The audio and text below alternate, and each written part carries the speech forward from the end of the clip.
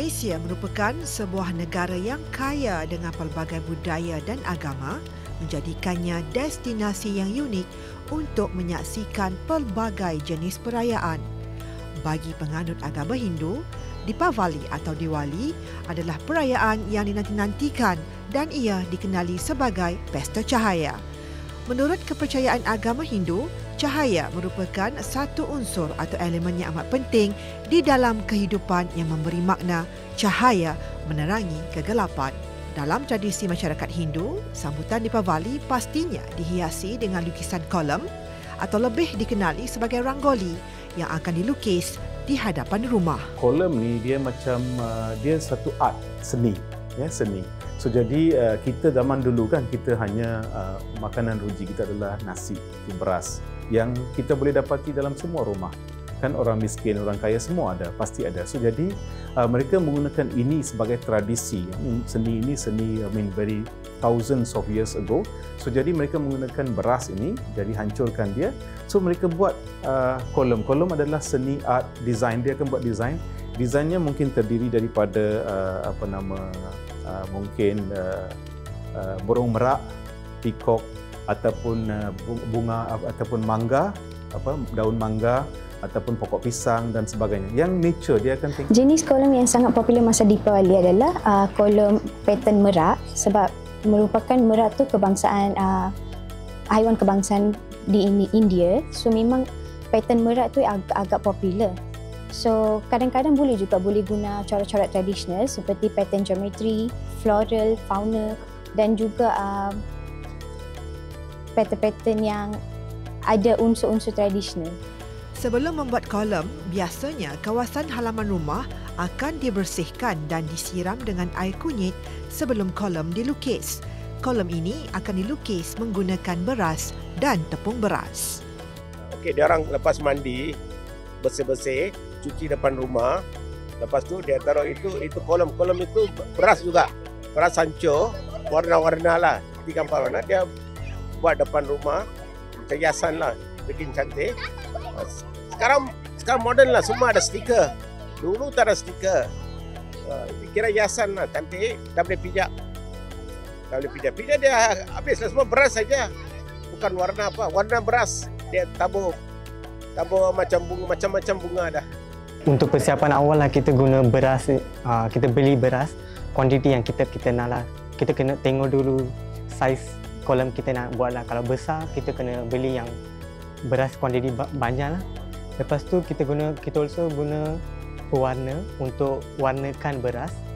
Lepas tu kita akan guna kapur untuk lukiskan corak yang kita nak buat untuk kolam tu. Dia selalu macam 30 minit macam tu lah. Tapi kita selalu one day before we use, kita kena campur beras dengan pewarna, guna air. Lepas tu kita kena keringkan malam-malam tu. So we have to guna next day. And then dia akan hiasi di hadapan rumah supaya, and ini adalah beras-beras kecil, ya, dihancurkan. So jadi dia susun, dia cantik desain dia seperti mana yang boleh tuan-tuan perhatikan dalam skrin ini. So mereka akan desain dia mengikut kesenian masing-masing lah. Lukisan kolam sangat penting kerana ia melambangkan kebahagiaan, positif dan keceriaan kepada keluarga. Selain itu, pembuatan kolam ini bertujuan untuk memberi makanan kepada serangga kecil seperti semut. Ia juga akan dihiasi dengan lampu pelita yang dikenali sebagai vilaku. Okey, kolam kita buat sempena Deepavali sebab kita nak bagi makanan untuk semut-semut.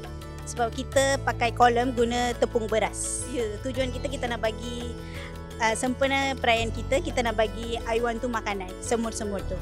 Hiasan kolam untuk hari Deepavali itu memeriahkan Deepavali.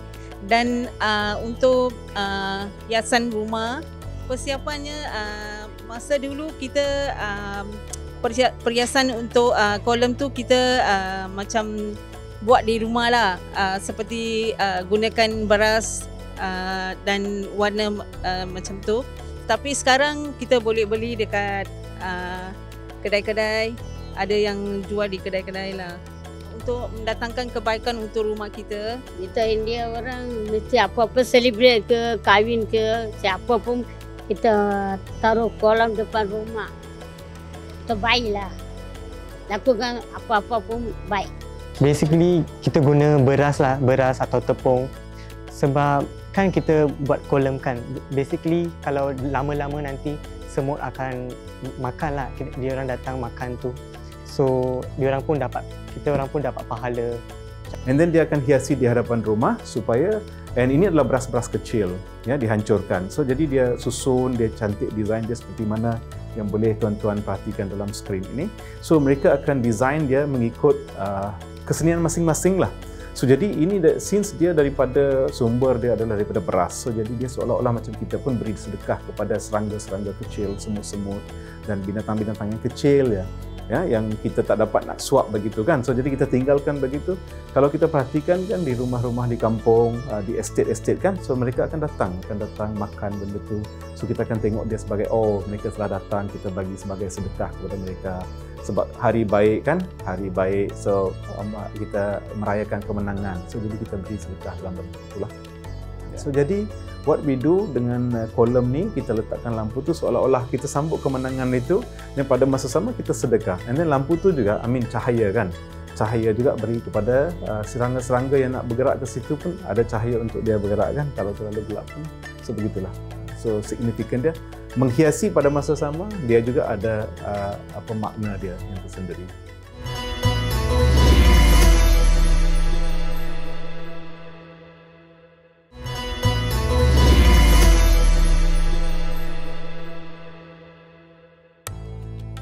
Kebiasaan, ahli keluarga berkumpul bersama-sama untuk menghias kolam di hadapan rumah. Proses menghias kolam ini akan mengambil masa mengikut saiz lakaran kolam. Waktu Deepawali, kami akan buat dengan keluarga kami. So, semua family member akan duduk. So, semua orang akan buat benda tu. So, itu yang unik bagi kolam. Leave it to normally kolam ni dibuat oleh kalangan kanak-kanak perempuan lah, kanak-kanak perempuan, and then the youngsters lah yang akan prepare kolam ni. So ikut dia punya tu lah, bukan semua orang dapat buat lah kan. So ada yang pandai, ada yang ni, so gitu. Mungkin yang lelaki tu akan hias rumah kan, akan gantung bunga mempelam, and then akan gantung pokok pisang di hadapan rumah. Kalau dia tu depends, katakan kalau kita ada pattern yang kecil, simple, dia boleh ambil dalam masa 30 minit saja. Tapi kalau macam katakan, kalau ambil kolom yang pattern merat-merat tu, dia merangkumi banyak warna. So dia agak-agak ambil masa berjam-jam lah, lebih daripada 2 jam. Selain daripada hiasan kolam, makanan juga menjadi pelengkap sebuah perayaan. Manisan yang dikenali sebagai ladu merupakan lambang budaya masyarakat India. Pemberian manisan kepada tetamu juga membawa kegembiraan serta nilai positif dan kesejahteraan berpanjangan. So biasanya lah kalau mak saya kan di rumah kan, dia akan sediakan ladu. Ladu pernah dengar? Ada ladu yang warna kuning bulat-bulat tu kan? Itu adalah manisan, jenis manisan. Ladu, ada keshuri, and then ada ada bulat-bulat, kuih yang bulat tu dibuat daripada tepung kacang. Dan juga dimasukkan ghee, dicampur dengan gula Melaka dan sebagainya. So bagi dia taste kemanisan lah. So dan ada beberapa lagi lah, palkowa dan sebagainya lah.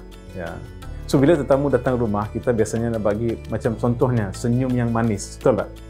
Kita welcome our guests. Di mana saya rasa ini dalam semua budaya kita ada kan, be it Malay, Chinese, Indian, in our culture, Malaysian culture in general. So jadi saya rasa salah satunya manisan daripada muka. And then the next one is bila orang datang kita bagi kemanisan, mereka pun akan rasa happy kan. Macam contohlah bila kita nak energi, kita tambah gula. Kita minum air bergula, kita akan rasa. Begitulah kita bagi mereka supaya mereka energize, mereka happy. Datang rumah saya so that mereka boleh cakap benda-benda yang bagus, baik untuk didengari. So itu salah satu reason lah kita bagi kemanisan.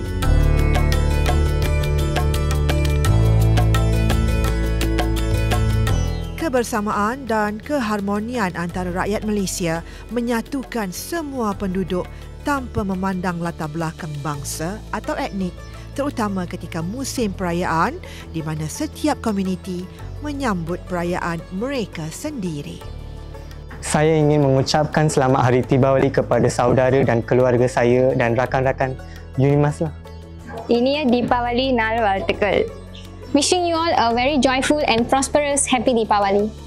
இனிய தீபாவளி நல்வாழ்த்துக்கள்.